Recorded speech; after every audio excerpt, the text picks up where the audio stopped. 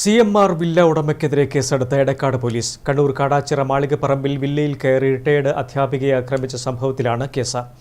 CMR villa project MD Rustin ജോസഫാണ് കേസിൽ ഒന്നാം പ്രതി. വൻ വാഗ്ദാനങ്ങൾ നൽകി കബളിപ്പിച്ച് പൂർത്തിയാക്കാത്ത വീടിന് വീണ്ടും പണം ആവശ്യപ്പെട്ടാണ് റസ്റ്റിനും സംഘവും ആക്രമണം നടത്തിയതെന്ന് പരിക്കേറ്റ കെ പങ്കജാക്ഷി കണ്ണൂർ വിഷനോട് വെളിപ്പെടുത്തിയിരുന്നു. CMR വില്ല പ്രൊജക്ടിന്റെ MD റസ്റ്റിൻ ജോസഫിനെതിരെ വീട്ടിലെത്തി അതിക്രമം കാണിക്കൽ, തടഞ്ഞുവെക്കൽ, പരിക്കേൽപ്പിക്കൽ തുടങ്ങിയ വകുപ്പുകൾ ചുമത്തിയാണ് എടക്കാട് പോലീസ് കേസെടുത്തത്.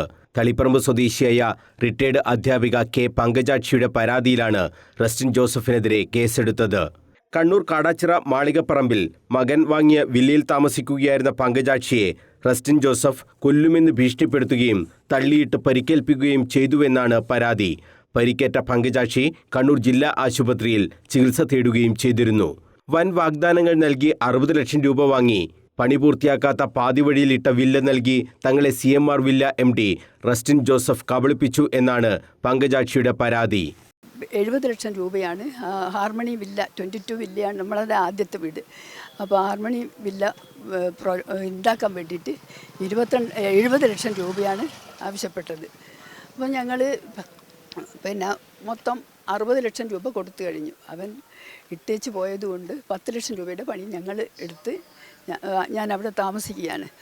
അപ്പോൾ അവന് മൊത്തം കിട്ടണമെന്നും പറഞ്ഞിട്ട് അവൻ ഇപ്പോഴും ഞങ്ങളുടെ ഉപദ്രവിക്കുന്നത് പൂട്ട് പൊളിക്കുക, തച്ചിടുക.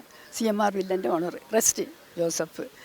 ഓസ്ട്രേലിയയിൽ ജോലി ചെയ്യുന്ന മകൻ കെ രാകേഷാണ് സോഷ്യൽ മീഡിയ പരസ്യം കണ്ട് വില്ല വാങ്ങിയത്. റസ്റ്റിൻ ജോസഫ് തന്നെയാണ് സോഷ്യൽ മീഡിയ പരസ്യത്തിൽ പ്രത്യക്ഷപ്പെട്ടതും. ഇതിൽ പറഞ്ഞ ഒരു സൗകര്യവും വില്ലയിൽ ഉണ്ടായിരുന്നില്ല എന്നാണ് കുടുംബത്തിന്റെ ആക്ഷേപം. ശരിക്ക് ഒരു സൗകര്യമില്ല, വില്ലയുടെ ഒരു സൗകര്യവും അവിടെ ഇല്ല. എല്ലാം ഞങ്ങൾ ആക്കിയതാണ്. അയ്യോ, കുറച്ച് പണിയും അവൻ എടുത്തിരുന്നേ മാത്രമേ ഉള്ളൂ. പൈസ 60 ലക്ഷം കൊണ്ട് പോയി. അവർ പറഞ്ഞിരിക്കുന്നത് കുട്ടികൾക്ക് കളിക്കാനുള്ള കുളിക്കാനുള്ള നീന്തൽക്കുളം, അവർ കളിക്കാനുള്ള പ്ലേ ഗ്രൗണ്ട്, അതുപോലെ പല കാര്യങ്ങൾ പറഞ്ഞിട്ടുണ്ട്, പല കാര്യങ്ങൾ. പക്ഷെ ഒന്നും ചെയ്തു തന്നിട്ടില്ല. വില്ലയ്ക്ക് 10 ലക്ഷം രൂപ കൂടി നൽകണമെന്ന് ആവശ്യപ്പെട്ടാണ് ഈ മാസം 17 ഉച്ചയ്ക്ക് വില്ലയിലെത്തി ഒന്നാം പ്രതി റസ്റ്റിൻ ജോസഫും രണ്ടാം പ്രതിയായ മാനേജറും ചേർന്ന് പങ്കജാക്ഷിയെ ആക്രമിച്ചത്. പ്രതികൾ വില്ലയിൽ എത്തുന്നതിന്റെ CCTV ദൃശ്യങ്ങളും ഉണ്ട്. ലക്ഷങ്ങൾ മുടക്കി വില്ല വാങ്ങിയിട്ടും അവിടെ താമസിക്കാൻ പറ്റാത്ത അവസ്ഥയാണ് നിലവിലുള്ളതെന്ന് പങ്കജാക്ഷി പറഞ്ഞിരുന്നു. ഭീഷണി കാരണം വില്ലയിൽ നിന്നും കുടുംബം തളിപ്പറമ്പിലേക്ക് താമസവും മാറി. News bureau, Kannur.